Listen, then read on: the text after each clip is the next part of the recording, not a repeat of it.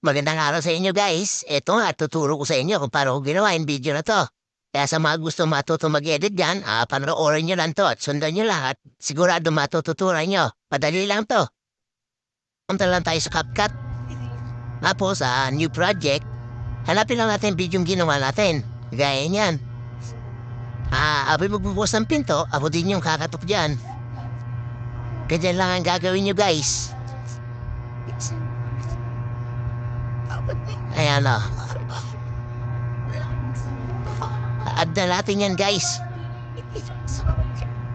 Panty lang tayo. Ayan, tatapat lang natin kung saan nakakatok. Ayan. Touch natin yung video sa baba. Tapos, split tayo. Tapos, alisin na natin itong CapCut sa huli. Tapos, itong video sa huli, touch natin. Tapos, hanapin natin yung overlay. Ayan. Tapos, i-hold lang natin. Itulak natin paabante. Ayan. Pantay na sila. Ngayon, click natin itong video sa baba uli. Tapos, hanapin natin yung mask. Ayan. Piliin natin itong horizontal. Tapos, itayo lang natin siya. Sakto lang natin, ayan.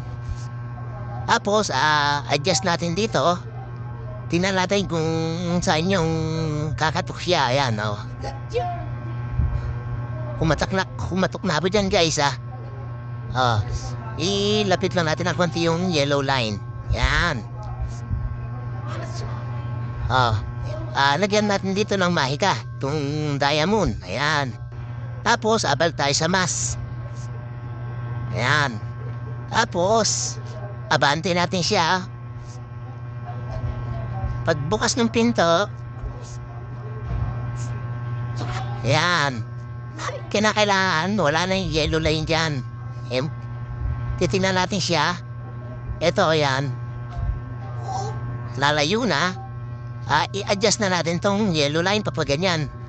Ganyan lang guys. Kung sana magkakaroon ng red diamond yan sa baba ng video. Ayan, no? Tapos, abante ulit tayo. Bago bumukas yung pinto. Para, ayan. Para bumukas yung pinto. Kasi pag hindi natin in-adjust yan, mahati yung pinto. Yan, adjust na natin. Sagad na natin dito. Wala naman na. Yan, oh. Play natin guys.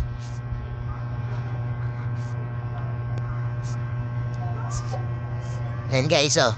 Tapos na. Ganyan lang yan kabilis guys. Ngayon, gawin natin dito. Ano yan paulit-ulit lang yan Ayan, nahuli kakatok dyan sana. Kaya lang, hindi ko na tinuloy. Hanggang dito ko lang ginawa. Yan, hanggang dito lang. Yung ginawa ko hanggang dyan lang. Pero pwede nyo ituloy yan para tuloy-tuloy na may kakatok uli. Tapos may lalabas uli. Guys, hanggang dyan na lang. Maraming salamat sa panood. Kung nagustuhan nyo, pakishare nyo na rin para matutunan din ng iba. Thank you guys.